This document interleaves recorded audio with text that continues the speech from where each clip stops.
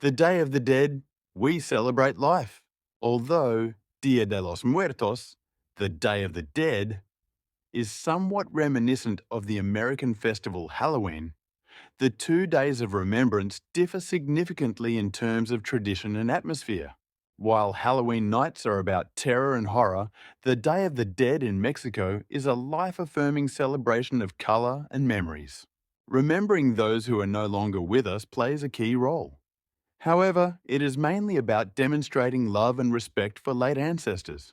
Every year in many parts of Mexico, but especially in the traditional south of the country, revelers wear colorful costumes, hold pageants and parties, sing, dance, and offer gifts to the departed. In 2008, UNESCO included the Dia de los Muertos in its representative list of intangible cultural heritage of humanity. Although the festivities are celebrated by almost all Mexicans today, they date back several thousand years to the region's indigenous people. In the cultures of the Aztecs, Maya, and other peoples, mourning the dead was considered disrespectful. For them, death was a natural phase in the life cycle, and the deceased were symbolically kept alive in spirit and memories. During Hanal Pixan, as the Mayan festival is called, the souls of the dead are believed to return to the realm of the living temporarily. During the celebrations, which begin on October 31st and last through to November 1st and 2nd, colourfully decorated altars can be found in houses and cemeteries. These are supposed to welcome the spirits of the deceased after a long journey in the realm of the living and are outfitted with plenty of gifts. In addition to candles and family photos, the deceased's favorite meals are displayed. This also applies to deceased pets, for example.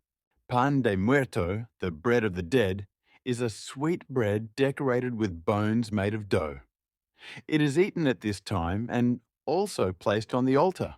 Alongside the altar and Pan de Muerto, there are many unique features and traditions that vary from region to region. Years later, she was nicknamed Catrina, a derogatory slang word for the rich.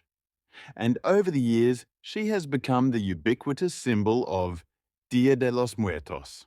Created by the Mexican political cartoonist José Guadalupe Posada as a social critique of the Mexican imitation of European culture, it was intended to show that despite significant variations in appearance, everyone is the same. That is essentially a pile of bones with clothes. Years later, she was nicknamed Katrina, a derogatory slang word for the rich, and over the years, she has become the ubiquitous symbol of Dia de los Muertos. But what can we learn from Mexicans and this traditional festival? Maybe that death is part of life, or that both belong to one another. So, we should accept the end of life and not overlook the beautiful moments out of fear and anxiety. Be thankful for time spent together. Think about special moments now and cherish those memories. Death will come no matter what because there is not yet a miracle cure that will stop it. Life is finite, and maybe that's why it's so precious. We should value the time we have and use it wisely. Don't postpone something until the day after tomorrow because it is always uncertain whether there will be a day after tomorrow. In an earlier article by Frowner, https://frowner.blog/achieving meaning oriented goals can crises also be opportunities the importance of crises as a driving force and impetus was discussed.